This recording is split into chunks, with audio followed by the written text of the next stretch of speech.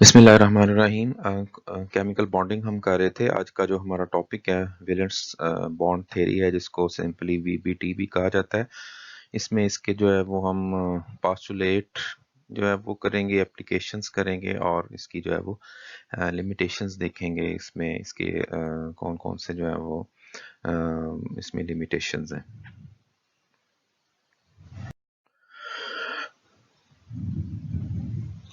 VPT या जो Willis bond theory है, it has its origin in quantum mechanical procedures to explain the covalent bonding initiated by W. Hyder and F. London in 1927 and subsequently developed by the L. Pauling and J.C. Slater in 1931।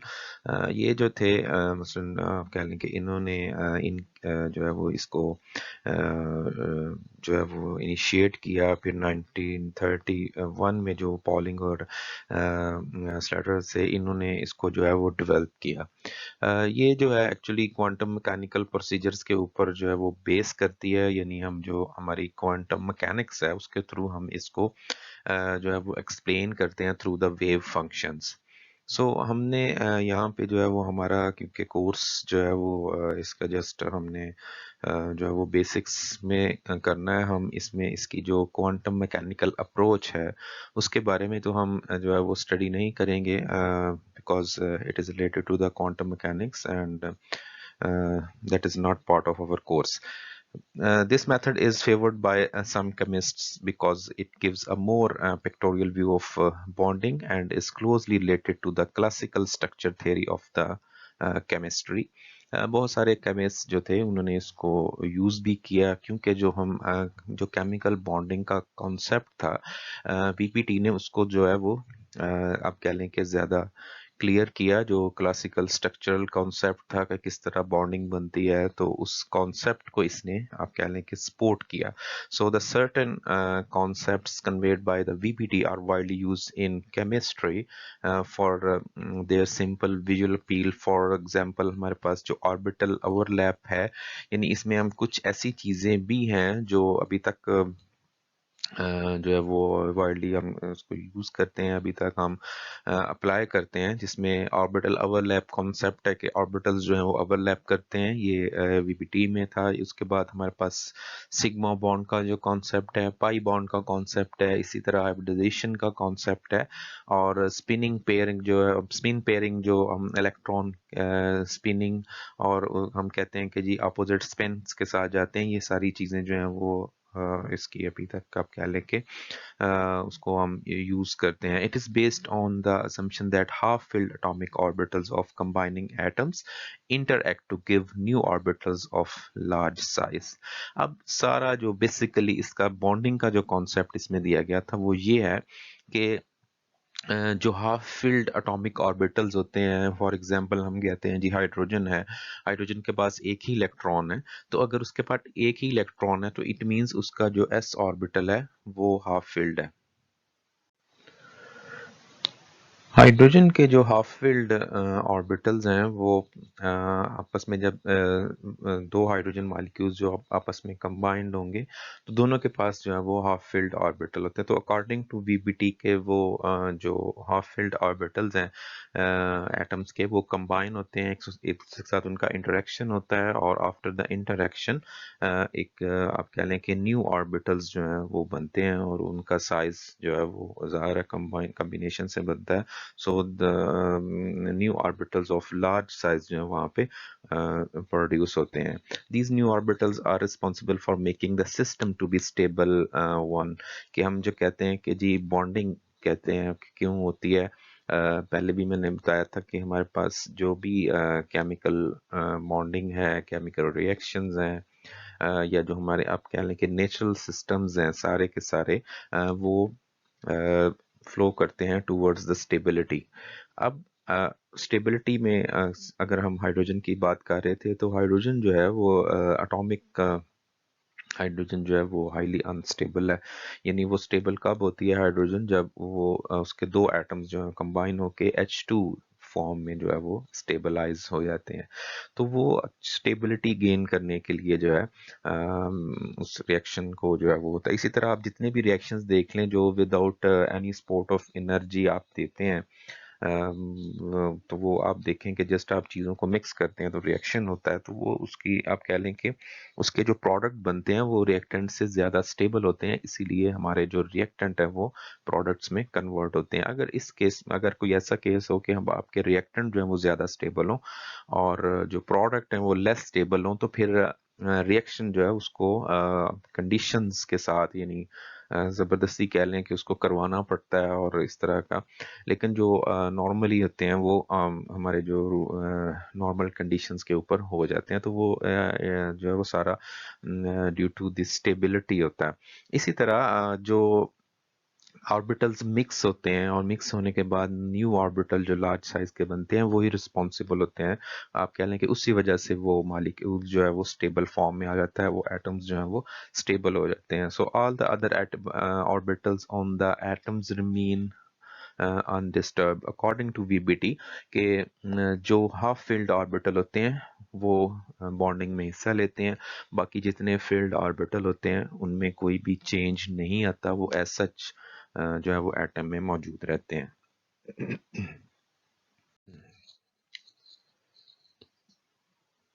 VPT के जो है वो कुछ postulates हैं, जिसमें number 1 है कि covalent bond is formed between two atoms by the overlap of half filled valence atomic orbitals of each atom containing one unpaired electron.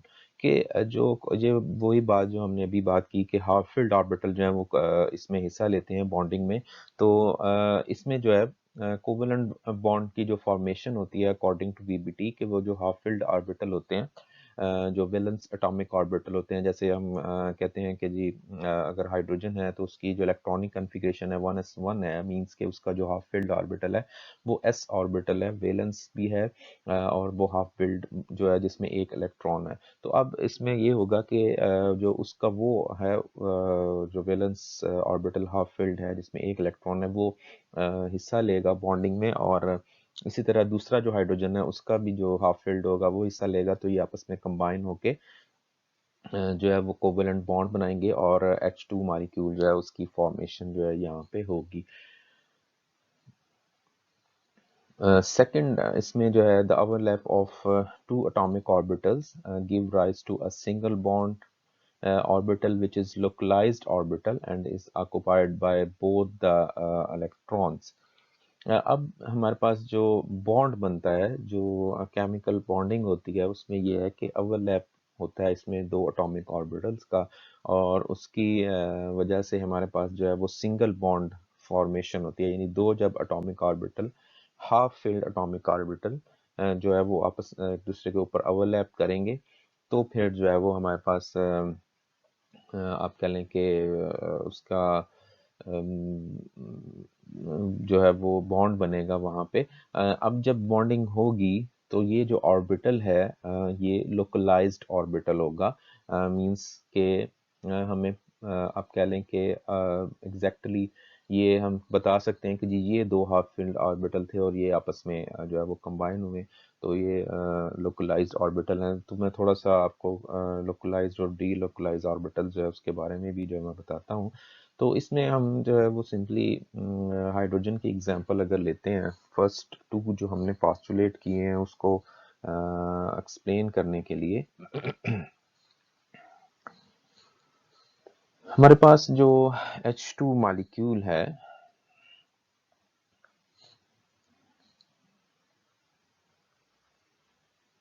H2 molecule है उसकी जो फॉर्मेशन होती है जो हाइड्रोजन है H जिसके s ऑर्बिटल में एक इलेक्ट्रॉन होता है, इसकी जो इलेक्ट्रॉनिक कन्फिग्रेशन है ये 1s1 होती है, प्लस यहाँ पे सेकंड जो हाइड्रोजन है उसका ये फॉर एग्जांपल s ऑर्बिटल है, तो इसमें जो है वो इलेक्ट्रॉन होगा और इसकी भी इलेक्ट्रॉनिक कन्फिग्रेशन जो है 1s1 होती है। ये जब रिएक्शन इनका होता है आपस में कंबाइन होते हैं तो ये H2 मॉलिक्यूल जो है ये कोवेलेंट बॉन्ड फॉर्मेशन होती है, और ये जो दो हैं ऑर्बिटल ये अब ओवरलैप करके एक जो है वो बिग साइज ऑर्बिटल बनाते हैं और इलेक्ट्रॉन्स जो हैं वो इसमें फिर आ जाते हैं।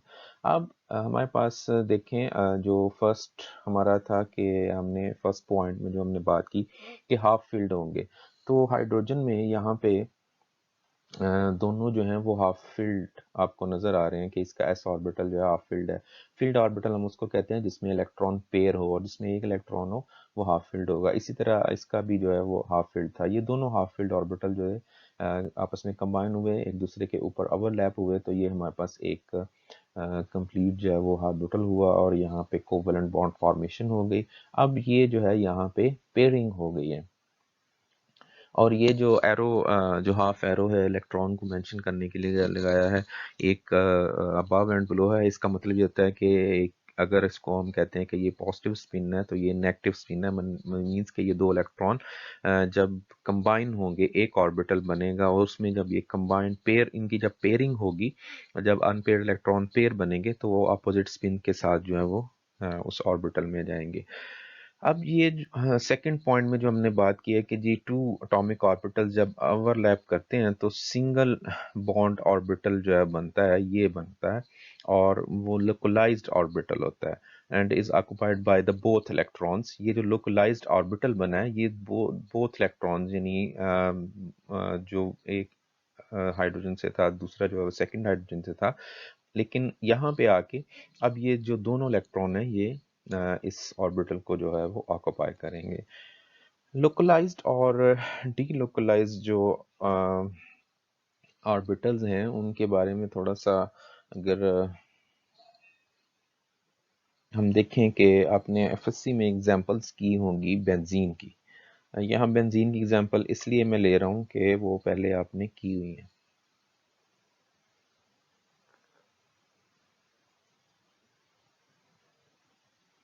ये हमारे पास एक मॉलिक्यूल है जिसमें इसको हम कहते हैं साइक्लोहेक्सेन।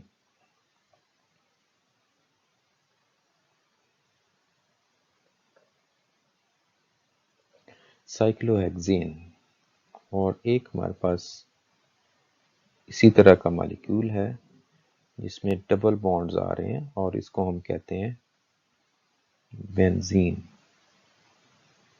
बेंजीन में अगर आप देखें तो हम इसके स्ट्रक्चर को इस तरह भी लिख सकते हैं।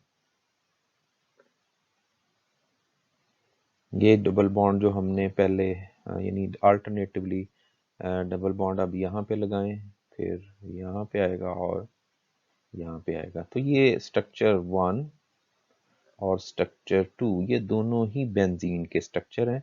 और जो पहला स्ट्रक्चर मैंने ड्रॉ किया है वो हमारे पास हेक्सीन का जो है स्ट्रक्चर है, सॉरी साइक्लोहेक्सेन का। ये साइक्लोहेक्सेन में आप देखें तो ये जो कॉर्नर्स हैं इट मींस कि यहाँ पे कार्बन है, यहाँ पे कार्बन्स आएंगी और ये सारे के सारे सिंगल बॉन्ड हैं। अब हमें यहाँ पे कोई भी डाउट नहीं है कि ये बॉन्ड जो सिंगल है ये इस कार्बन और इस कार्बन के दरमियान है या ये इसके और इसके, यानी ये जो बॉन्ड है एग्जैक्टली यही है कि हमें पता है कि ये इन दो कार्बन्स के दरमियान कोवलेंट बॉन्ड बना हुआ है, ये इनके दरमियान बना हुआ है। तो मीन के यहाँ पे जो ऑर्बिटल इस बॉन्ड बॉन्ड में हिस्सा ले रहे थे उन्होंने ओवरलैप किया और ये बॉन्ड बन गया। इसी तरह फिर ये और ये सारे के सारे बॉन्ड जो हैं इस तरह ओवरलैप से बने और सारे के सारे बॉन्ड में कोई कंफ्यूजन नहीं है कि ये कौन कौन सा जो है वो ओवरलैप हुआ। लेकिन अगर आप यहाँ पे इन दोनों स्ट्रक्चर 1 और 2 में देखें जो बेंजीन के दोनों स्ट्रक्चर हैं जिसमें हमने एक मरतबा बॉन्ड जो है डबल यहाँ पे लगाया हुआ है, एक मरतबा यहाँ पे है, यानी अल्टरनेटिवली है। तो अगर ये दोनों स्ट्रक्चर सही हैं तो इसका मतलब ये है कि हम ये कहते हैं कि ये बॉन्ड यहाँ भी हो सकता है और यहाँ भी हो सकता है। मींस के डबल बॉन्ड जो है वो कहीं भी हो सकता है और फिर इसका हम इसको सर्कल लगा के भी हम जो है वो लिख लेते हैं, आपको पता होगा। ये जो हम बॉन्डिंग की पोजीशन हम बताते हैं कि जी यहाँ पे भी हो सकता है और यहाँ पे भी हो सकता है, लेकिन एग्जैक्टली हमें नहीं पता कि कहाँ पे है। इसको अगर आपको याद हो तो आपने कहा था कि ये डी लोकलाइज्ड बॉन्ड है जिसकी पोजीशन का हमें पता नहीं है कि ये ओवरलैप मसलन अगर यहाँ पे ये बॉन्ड है जो डबल बॉन्ड है तो इट मीन्स कि ये इस कार्बन और इस कार्बन के दरमियान ओवरलैप हुआ है। लेकिन अगर यही बॉन्ड हम यहाँ पे लगा देते हैं तो इट मीन्स कि ये इस कार्बन और इस कार्बन के दरमियान जो है वो पी ओवरलैप हुआ है। तो वो इसको हम कहते हैं डीलोकलाइज्ड बॉन्डिंग। ये डीलोकलाइज्ड बॉन्डिंग जो होती है ये एक्चुअली डीलोकलाइज्ड इसलिए होती है कि उसके लिए उसके बारे में हमें कंफर्म नहीं होता कि ये किस किस के दरमियान जो है वो ओवरलैप हुआ। लेकिन इस तरह की जो बॉन्डिंग है जैसे सिंगल बॉन्ड है और जिसमें गुंजाइश नहीं होती कंफ्यूजन की, वो हमारे पास लोकलाइज्ड और बॉन्डिंग होती है। और इसीलिए यहाँ पे हम कहते हैं कि जो वीपीटी है इसने कोई डीलोकलाइज्ड बॉन्डिंग जो है उसको एक्सप्लेन नहीं करना, लेकिन इसने जो लोकलाइज्ड बॉन्डिंग है उसको एक्सप्लेन करना है। और उसने कहा कि ये जो हमारे पास बॉन्ड बनते हैं वो सारे के सारे लोकलाइज्ड होते हैं। मीन्स उसमें कोई ऐसी कंफ्यूजन नहीं होती कि हमें ये ना पता हो कि कौन सा ऑर्बिटल कौन से किस ऑर्बिटल के साथ जो है वो ओवरलैप हुआ है। थर्ड पॉइंट जो हमारे पास है, the two electrons that occupy the bond orbital have opposite spins. ये बात मैंने यहाँ पे पहले डिस्कस की है कि हमारे पास जो ओवरलैप के बाद ऑर्बिटल बनता है उसमें जो इलेक्ट्रॉन आते हैं वो अपोजिट स्पिन के साथ होते हैं। अपोजिट स्पिन्स मीन्स के उनकी जो स्पिन रोटेशन होती है वो एक ही अगर टूवर्ड्स लेफ्ट है जिसको अगर दूसरे की जो है वो टूवर्ड पॉजिटिव जो है वो राइट होगी, मींस के इसको हम पॉजिटिव स्पिन या नेगेटिव स्पिन जो है वो कहते हैं। तो वो अपोजिट स्पिन के साथ जो है वो इलेक्ट्रॉन उसमें उस ऑर्बिटल में जो है वो आएंगे।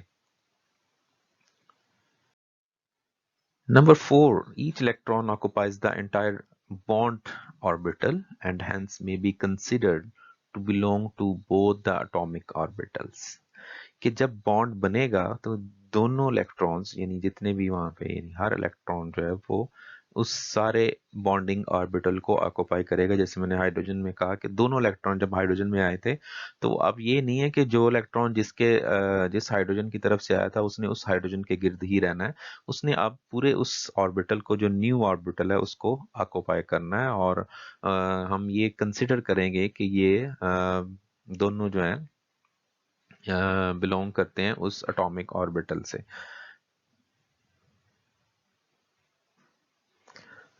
There is a maximum electron density somewhere between the two atoms as a result of overlapping।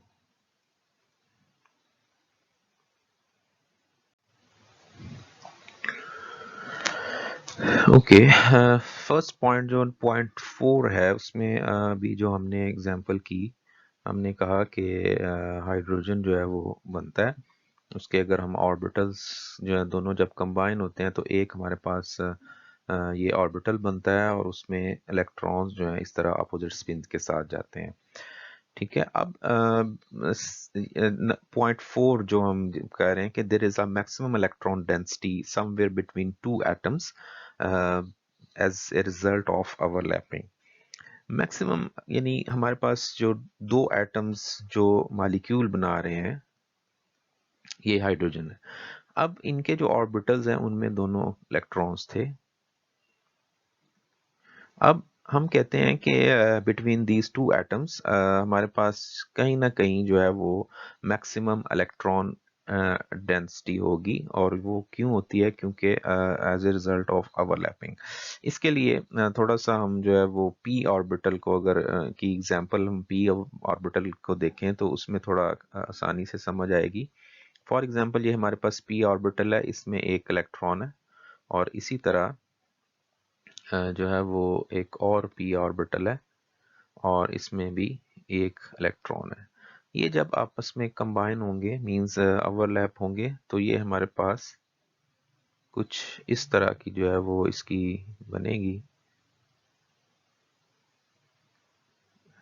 इसको इस तरह। अब ये एक ऑर्बिटल हमारे पास है जो पी ओवरलैप के बाद बना है। अब इसमें दो इलेक्ट्रॉन्स होंगे। अब फॉर एग्जांपल हमारे पास दो जो एटम्स थे यहाँ पे जिन्होंने फॉर एग्जांपल ए और बी जो थे ये कंबाइन हुए। तो अब आप देखें कि ये एक पॉइंट है, फिर ये पॉइंट्स हैं और उसके बाद ये है और ये अलग से लूप बने हुए हैं। तो हम ये तो नहीं कह सकते कि इस सारे एरिया में इलेक्ट्रॉन्स जो हैं वो एक जैसे डिस्ट्रीब्यूट हुए हैं।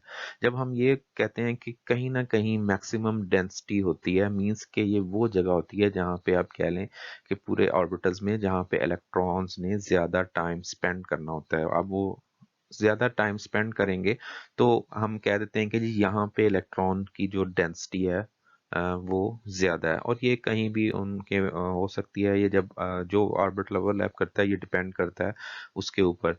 अब इसमें हम कुछ एग्जांपल्स आगे देखेंगे जिसमें पी ऑर्बिटल्स जो है वो इन्वॉल्व होंगे। तो मैक्सिमम डेंसिटी का मतलब ये है कि ये वो पॉइंट होगा बिटवीन टू एटम्स जहाँ पे इलेक्ट्रॉन्स जो हैं वो मैक्सिमम उनके जो है वो आप कह लें कि उनकी फाइंड करने की जो प्रोबेबिलिटी है वो मैक्सिमम होती है। अब इसको अगर हम सिंपल वर्ड्स में कहें कि या यूं कह लें कि जहाँ पे ज़्यादा टाइम या जो है वो ज़्यादा वो अपना जो है वो वहाँ पे टाइम जो है वो स्पेंड करते हैं। अब अगर हम इलेक्ट्रॉन डेंसिटी जो है उसको मेजर हम कैसे करते हैं, मसलन हम जो डिफरेंट पॉइंट्स हैं उसके ऊपर हम जो नेगेटिव इम्पैक्ट ऑफ इलेक्ट्रॉन है वो उसके थ्रू जो है वो हम इसको, तो ये डिस्ट्रीब्यूशन जो है डेफिनेटली, क्योंकि अब देखें दो ऑर्बिटल ओवरलैप हुए हैं और उसके बाद फिर एक बड़ा जो ऑर्बिटल उसकी फॉर्मेशन हुई है। अब दो इलेक्ट्रॉन्स जो हैं वो पहले तो इक्वली अपने अपने ऑर्बिटल में थे, लेकिन आफ्टर ओवरलैपिंग उनके जो ऑर्बिटल हैं वो जब चेंज हुए हैं तो फिर उनकी थोड़ी जो आप कह लें जो उनकी रोटेशन जो वो कर रहे हैं वो चेंज होगी और वो पाथ उनका जो है वो चेंज होगा।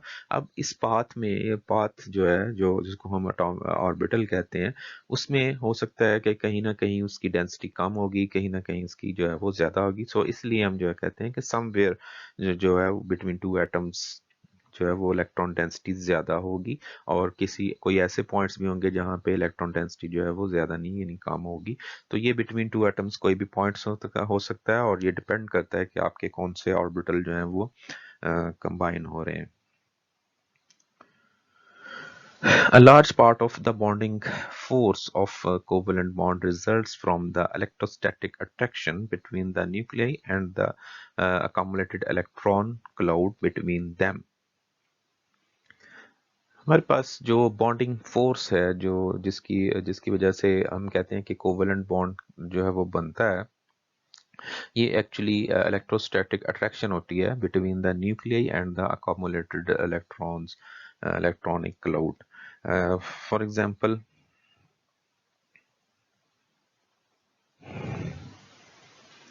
हम कहते हैं कि जी हमारे पास एक एटम ए था और ये इसका जो है वो न्यूक्लियस है।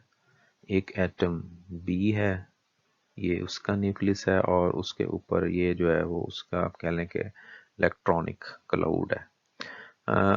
फॉर इनका ओवरलैप हो गया इसमें, जस्ट लाइक हाइड्रोजन के जी एक एक इलेक्ट्रॉन थे, इनका ओवरलैप हो गया। अब ये ए बी जो है वो बन गए।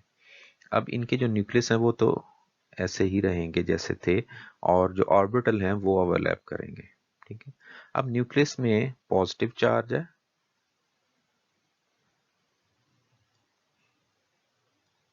पॉजिटिव चार्ज हैं दोनों के, और यहाँ पे जो इलेक्ट्रॉन्स हैं जो अपोजिट स्पिन के हैं वो नेगेटिवली चार्ज हैं। अब इस नेगेटिव और पॉजिटिव में यानी पॉजिटिव नेगेटिव की जो है वो अट्रैक्शन होगी यहाँ पे, और पॉजिटिव नेगेटिव अट्रैक्शन जो है वो कैसे होगी कि यहाँ पे जो इलेक्ट्रॉनिक क्लाउड है इसमें इलेक्ट्रॉन्स मूव कर रहे हैं और ये पॉजिटिव है।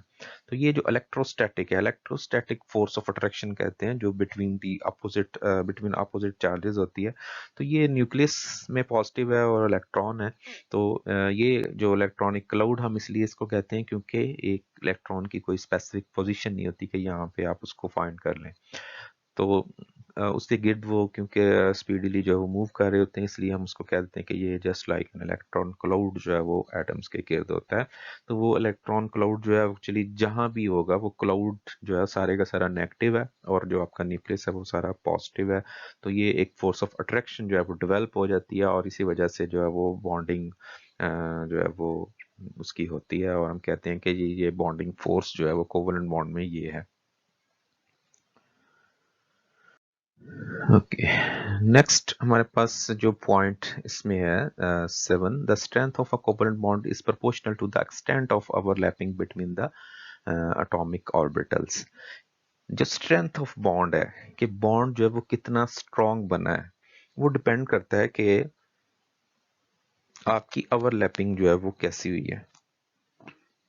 दोबारा से मैं यहाँ पे पी ऑर्बिटल्स की बात करूंगा कि ये हमारे पास दो पी ऑर्बिटल हैं। फॉर एग्जांपल ये दो तरह से जो है वो ओवरलैप करेंगे। इनकी जब ओवरलैपिंग होगी तो ये इस तरह, यानी ये जो इसमें है ये इसको हम हेड टू हेड ओवरलैप जो है वो कहते हैं। अब ये हेड टू हेड ओवरलैपिंग हुई है, इसमें जो ओवरलैपिंग है वो ज्यादा है और एक ओवरलैपिंग जो है इस तरह, अगर आपके पास ऑर्बिटल्स हैं तो ये भी ओवरलैप करते हैं।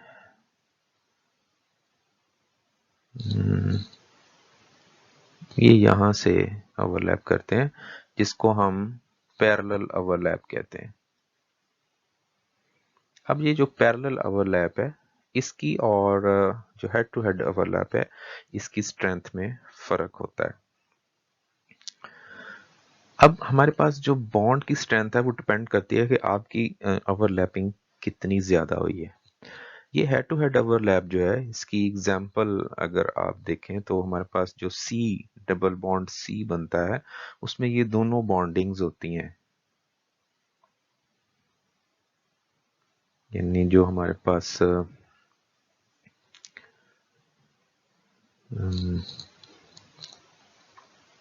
सी डबल बॉन्ड सी जो बनेगा उसमें हम कहते हैं कि जी एक बॉन्ड जो है वो क्या है, एक हम कहते हैं जी सिग्मा बॉन्ड है और एक हम कहते हैं कि ये पाई बॉन्ड है। ठीक है, ये बॉन्ड में थोड़ा सा, एक हमारे पास सिग्मा बॉन्ड होगा और एक पाई, और हम कहते हैं कि जी सिग्मा बॉन्ड जो है वो बनता है ड्यू टू हेड ओवरलैप और जो पाई बॉन्ड बनता है वो ड्यू टू पैरेलल ओवरलैप बनता है। तो हमें ये पढ़ा हुआ है कि जी सिग्मा बॉन्ड जो है वो स्ट्रांग होता है और पाई बॉन्ड जो है वो वीक होता है। उसकी वजह यही होती है कि सिग्मा में जो ओवरलैप है वो ज्यादा होता है, एक्सटेंट ऑफ ओवरलैपिंग जो है वो क्योंकि ज्यादा है यहाँ पे, इसलिए हमारे पास ये स्ट्रांग होता है। और पाई में जो है वो ओवरलैपिंग क्योंकि पैरेलल हो रही है उतना जो है वो ऑर्बिटल एक दूसरे के ऊपर नहीं ओवरलैप करते जितना जो है वो हेड टू हेड में ओवरलैप कर जाते हैं। तो इस वजह से पाई बॉन्ड जो है वीक होता है। तो ये जनरल कॉन्सेप्ट है जो है वीबीटी में दिया गया कि जितनी भी आपकी ओवरलैपिंग जो है वो ज्यादा होगी उतना आपका बॉन्ड स्ट्रॉन्ग होगा और जितनी ओवरलैपिंग ऑर्बिटल्स की कम होगी उतना बॉन्ड जो है वो आपका वीक होगा। Next हमारे पास the atoms retain their identities, only the outer valence shell electrons are affected by as a result of bond formation। के ये बात हमने पहले भी की थी कि शुरू में कि जब बॉन्डिंग होती है तो उसमें हाफ फिल्ड जो है वो हिस्सा लेते हैं और बाकी जो है यानी वैलेंस शेल इलेक्ट्रॉन्स मींस कि वो वैलेंस शेल इलेक्ट्रॉन्स जो हाफ फिल्ड होते हैं, जो हाफ फिल्ड ऑर्बिटल्स होते हैं और उसमें जो इलेक्ट्रॉन्स होते हैं डेफिनेटली वो वैलेंस शेल के ही हैं। तो वैलेंस शेल के जो इलेक्ट्रॉन्स हैं उनमें उन वो ही अफेक्टेड होते हैं। बाकी जो हमारे बाकी जो नीचे उसके जो ऑर्बिटल्स होंगे वो सारे के सारे ऐसा रहते हैं और वो अपनी आइडेंटिटी को जो है उसको रिटेन करते हैं और उसमें कोई जो है वो चेंज आप कह लें कि नहीं आती। ये जो है वो वीबीटी के पास्टुलेट्स थे जिसको थोड़ा सा जो हमने इसको इंट्रोड्यूस किया। आगे हम देखते हैं इसकी कुछ जो एप्लीकेशंस हैं।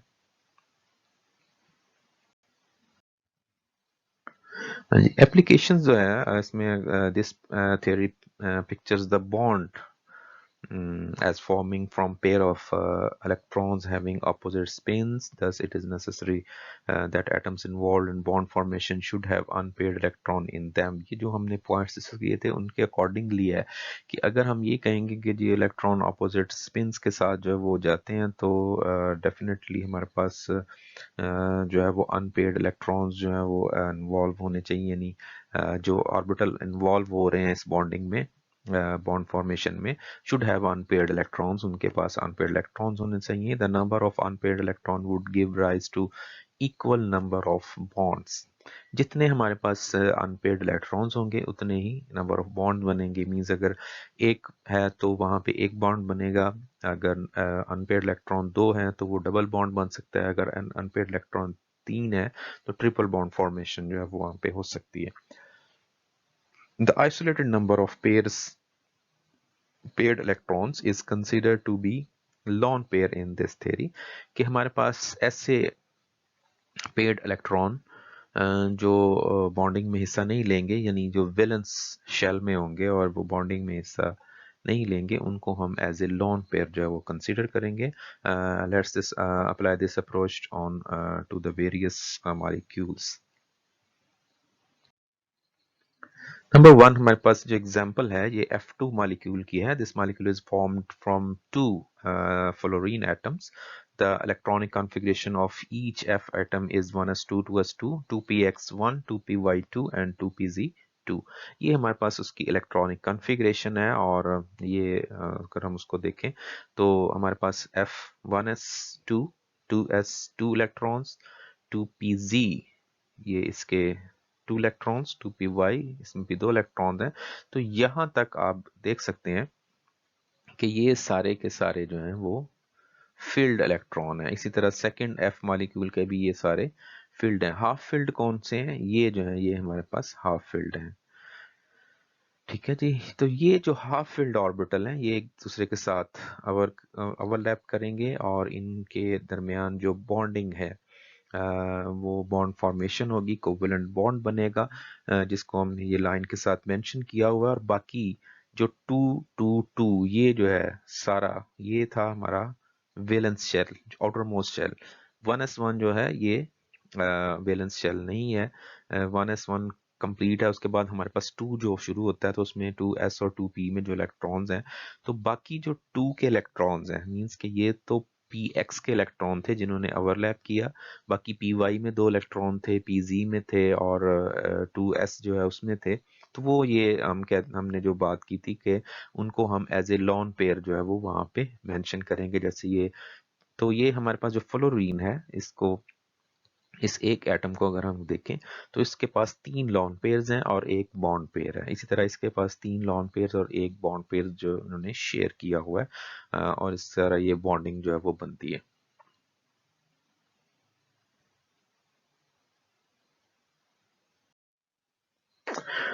नेक्स्ट हमारे पास ऑक्सीजन की मॉलिक्यूल है. This is molecule is formed by the combination of 2 atoms. Each O atom has electronic configuration. इसकी अगर हम देखें तो 1s2, 2s2, 2px1 है, 2py1 है और यहाँ पे आप देख सकते हैं कि हमारे पास जो है वो 2 अनपेयर्ड इलेक्ट्रॉन्स हैं और इसके अलावा जो हमारा pz है उसमें कोई भी इलेक्ट्रॉन नहीं है. P में 2 इलेक्ट्रॉन है, एक X में है, एक Y में है. And the formation of O2 molecule would involve 2 unpaired electrons resulting in the formation of double bond. जैसे हमने ये भी डिस्कस किया कि अगर उसके पास 2 अनपेयर्ड इलेक्ट्रॉन होंगे तो डबल बॉन्ड फॉर्मेशन होगी. तो ये हमारे पास जो है वो ऑक्सीजन 1 और ऑक्सीजन 2 का जो है वो इलेक्ट्रॉनिक कॉन्फ़िगरेशन है. 1s2, 2s2, 2pz2, 2p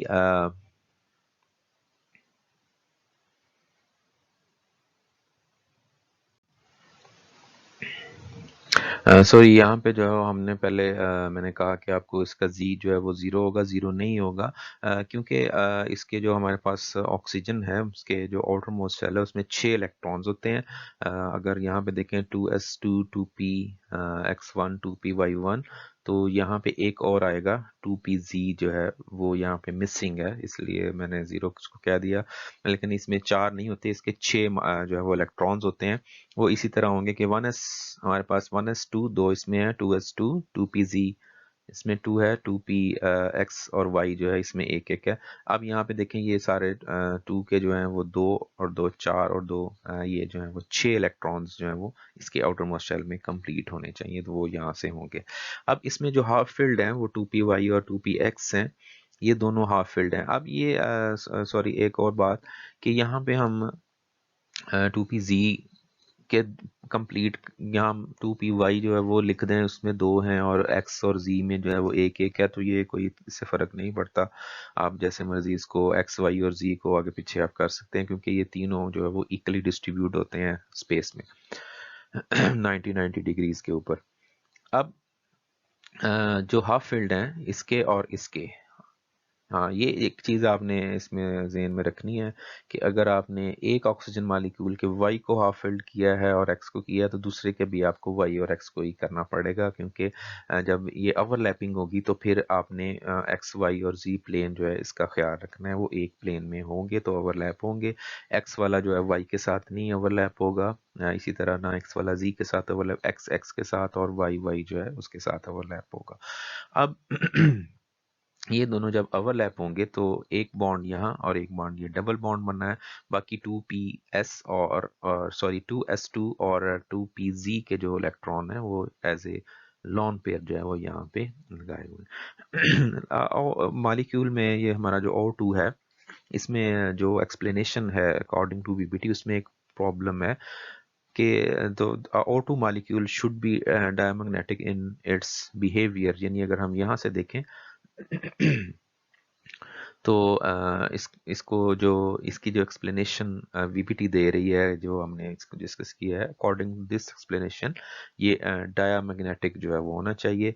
लेकिन एक्चुअली जो प्रैक्टिकली अगर हम इसको चेक करें तो ये हमारे पास पैरामैग्नेटिक जो है वो आता है, और वीबीटी जो है वो इस चीज़ को एक्सप्लेन नहीं करती कि ये डायामैग्नेटिक होना चाहिए तो ये पैरामैग्नेटिक क्यों है। ये डायमैग्नेटिक और पैरामैग्नेटिक कौन से होते हैं, इसकी डेफिनेशन जो है वो आप देख सकते हैं। ये जस्ट हम यहाँ पे इसलिए इसको डिस्कस कर रहे हैं कि O2 की एग्जांपल में हम डायमैग्नेटिक और पैरामैग्नेटिक बिहेवियर जो है उसको वीबीटी के साथ एक्सप्लेन हम नहीं कर सकते।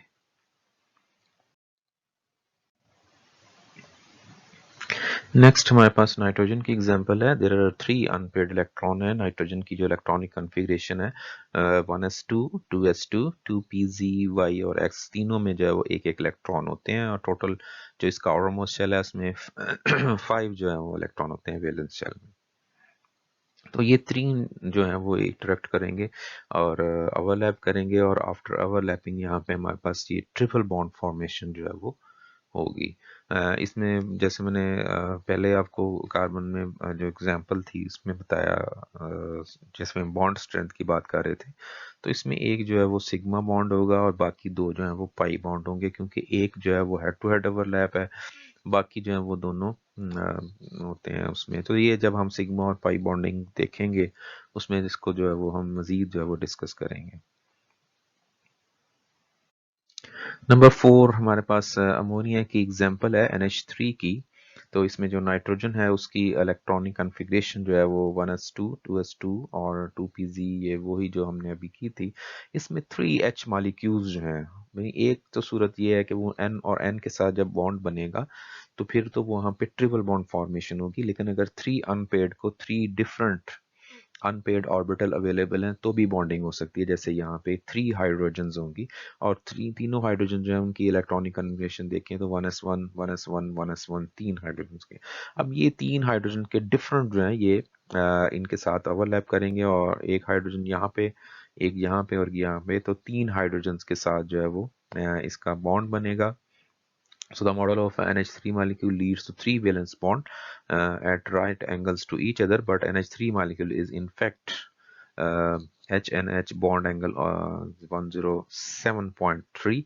वैसे जो है ये एग्जैक्टली राइट एंगल के ऊपर होते हैं P X Y और Z, लेकिन आफ्टर बॉन्डिंग जो है इनमें जो बॉन्ड एंगल है वो 90 की बजाय 107.3 डिग्री होता है। ये क्यों होता है ये हम जो है वो आगे फिर जब वेस्पर करेंगे वहाँ पे जाके इसको फिर दोबारा से हमने इस एग्जांपल को करना है, लेकिन फिलहाल जो है हमारे पास ये 3 बॉन्ड बनेंगे और ये जो एक 2s2 है, ये एक लॉन पेयर जो है ये नाइट्रोजन के पास एज सच ही होगा।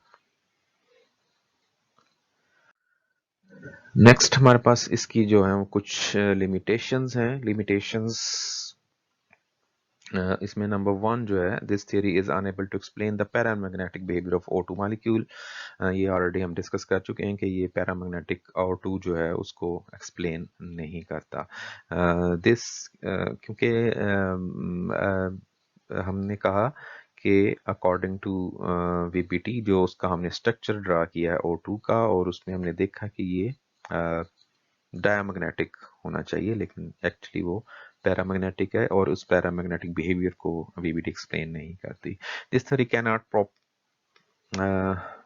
properly describe the shape and geometry of the molecules, unable to find the difference between square planar and tetrahedral geometry। ये जो VBT है ये शेप्स को डिस्क्राइब नहीं करती। जैसे अभी हमने अमोनिया की एग्जांपल की, उसमें हमने कहा कि जो p ऑर्बिटल्स हैं वो तो 90 डिग्रीज के ऊपर होते हैं, तो ये हमारे पास जो उसका अमोनिया का मॉलिक्यूल है उसमें 107.4 या 5 जो है उसका एंगल आ रहा है, तो वो क्यों आ रहा है, इस चीज़ को बीपीटी एक्सप्लेन नहीं करती। इसलिए मैंने कहा कि ये हम वेस्पर में जाके जो है वो ये चीज़ें करेंगे।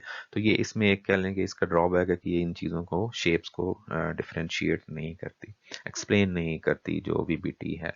Number 3, it does not provide explanation to the formation of coordinate bond in which one of the bonded atom gives both the electron।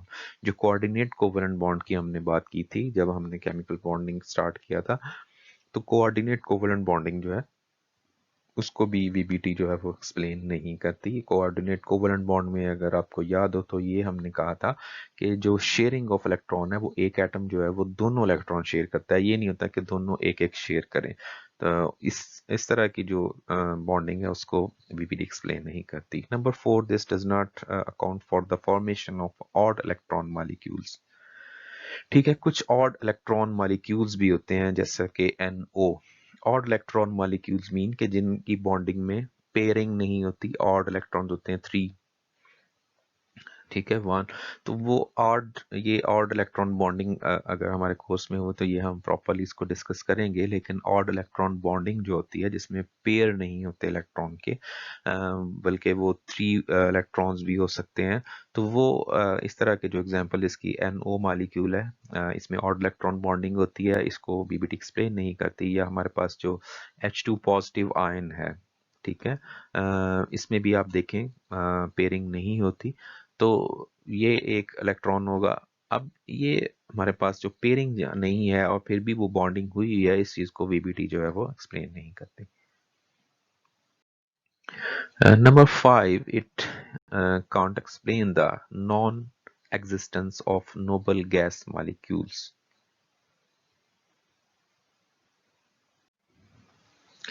VBT जो है non existence of noble gas molecules, यानी ये बहुत जो है वो वेरी रेयर जो है वो क्यों पाए जाते हैं, इनकी एग्जिस्टेंस जो है वो इतनी ज़्यादा जो है वो हर जगह पे क्यों नहीं है, इस तरह के जो है वो उसको भी वीबीटी एक्सप्लेन नहीं करती।